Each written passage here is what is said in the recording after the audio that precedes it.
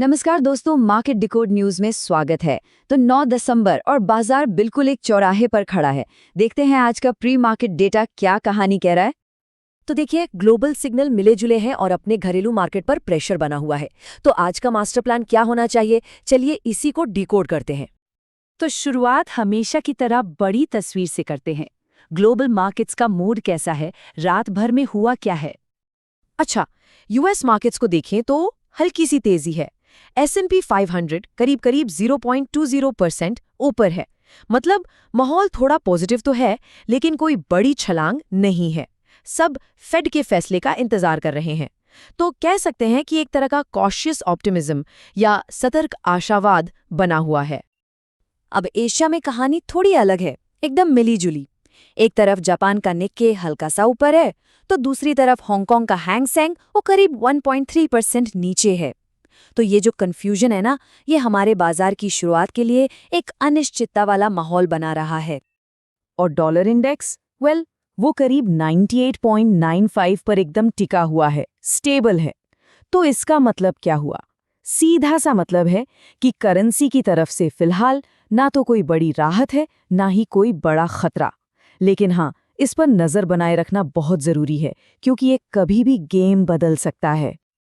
अब आते हैं तेल पर। ब्रेंट क्रूड देखिए, 63 से $64 प्रति बैरल के आसपास चल रहा है। ये पिछले 2 हफ्तों का हाई है। अभी के लिए तो ठीक है, एक दायरे में है, लेकिन अगर ये यहाँ से ऊपर निकलता है तो फिर बाजार के लिए चिंता जरूर बढ़ जाएगी। तो कुल मिलाकर ग्लोबल कहानी क्या बन रही है?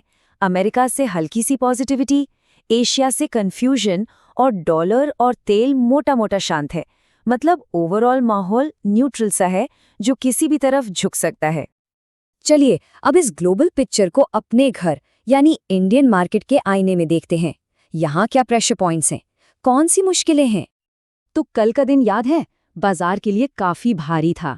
निफ्टी 50 लगभग 226 पॉइंट नीचे 25,960 पर बंद हुआ और सेंसेक्स भी 610 पॉइंट से ज्यादा टूटा। मतलब साफ है, बिकवाली का दबाव जबरदस्त था। और इस गिरावट के पीछे का एक बड़ा कारण FIIs की बिकवाली। आप आंकड़ा देखिए, दिसंबर के पहले ही हफ्ते में करीब 11,820 करोड़ रुपए बाजार से बाहर। ये एक बहुत बड़ा रेड फ्लैग है, एक चेतावनी है। तो आप समझिए, हमारा बाजार ना एक साथ कई लड़ाइयां लड़ रहा है। एक तरफ फेड के फैसले का डर, दूसरी तरफ रुपए पर दबाव और ऊपर से तेल की बढ़ती कीमतें। ये तीनों मिलकर एक बहुत ही चैलेंजिंग सिचुएशन बना रहे हैं। तो अब इन सब बातों के बाद सीधे चार्ट्स पर आते हैं।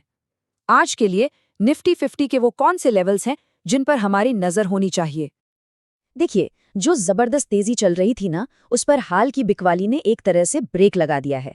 अब मार्केट एक तरफा ऊपर नहीं भाग रहा, बल्कि एक रेंज में, एक दायरे में अटक गया है। इसी को हम कंसोलिडेशन कहते हैं। तो ऊपर जाने के रास्ते में सबसे पहली और सबसे मजबूत दीवार कौन सी है? वो है हमारा की रेजिस्टेंस जोन। और ये दीवार है 26,200 से 26,300 के बीच। याद रखिए, ये वही लेवल है जहां से पिछली बार बाजार पलटा था और बिकवाली आई थी।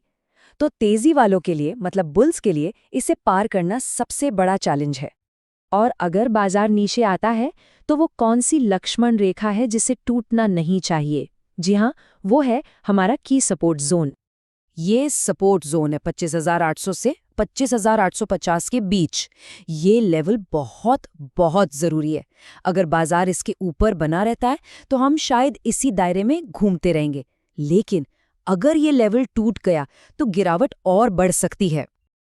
अच्छा, अब बात करते हैं उन फैक्टर्स की जो बाजार में अचानक बड़ी हलचल पैदा कर सकते हैं। वो कौन से रिस्क हैं जो इस शांत पानी में पत्थर फेंक सकते हैं? सबसे पहला संकेत है इंडिया विक्स, जिसे हम डर का मीटर भी कहते हैं। ये अब बढ़कर 11 के पास आ गया है।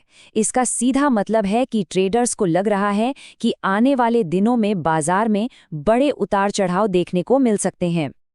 तो आज के लिए अपनी चेकलिस्ट बना लीजिए। 4 चीजों पर नजर रखनी है। फेड की तरफ से कोई सरप्राइज, क्रूड ऑयल में अचानक कोई बड़ा उछाल, रुपए में और गिरावट और FIIs की बिकवाली का जारी रहना। इनमें से कोई भी चीज बाजार का मूड बिगाड़ सकती है।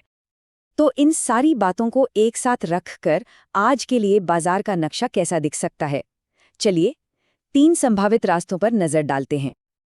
पहला रास्ता है कंसोलिडेशन का, मतलब बाजार 25,800 के सपोर्ट और 26,200 के रेजिस्टेंस के बीच ही घूमता रहे। दूसरा रास्ता है रिबाउंड का, यानी एक उछाल। ये तब हो सकता है जब एफआईआईज़ की बिकवाली रुक जाए। और तीसरा और सबसे खतरनाक रास्ता है डाउनसाइड कंटिन्यूएशन, मतलब गिरावट का जारी रहना, जो तब होगा अगर 25,800 का अहम सपोर्ट टूट जाता है। तो आज का सबसे बड़ा सवाल यही है, क्या बुल्स अपने 25,800 के किले को डिफेंड कर पाएंगे या फिर बेयर्स का दबाव हावी हो जाएगा? आज का पूरा दिन इसी खींचतान की कहानी बयान करेगा।